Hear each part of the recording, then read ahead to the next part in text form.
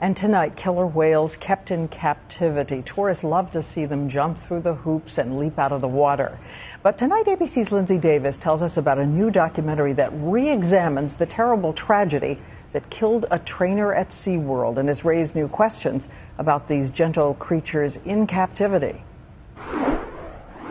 A seemingly playful scene that turns deadly in an instant. 3 years ago, Tilikum, a 12,000-pound, 22-foot-long killer whale, killed 40-year-old SeaWorld trainer Don Brancho.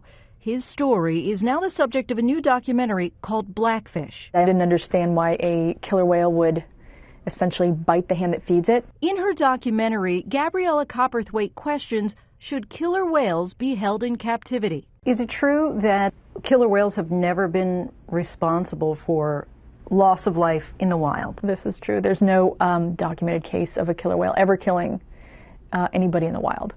It's only in captivity. Copperthwaite goes back 40 years when the first killer whales were captured for marine parks. They had speedboats, they had bombs they were throwing in the water.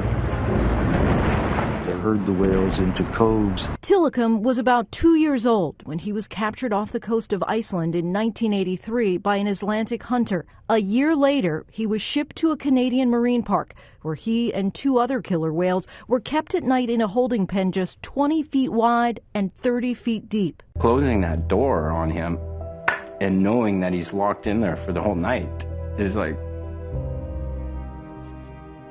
it's a staff. It's a whoa. During Tilikum's 30 years in captivity, he's been associated with 3 of the 4 deaths involving killer whales in parks. SeaWorld says since 2010, the company has voluntarily implemented significant changes to the training protocol for its killer whale program that have proven to be safe and effective. While all killer whales are now separated from trainers in shows, Tilikum remains at SeaWorld as the search for answers continues.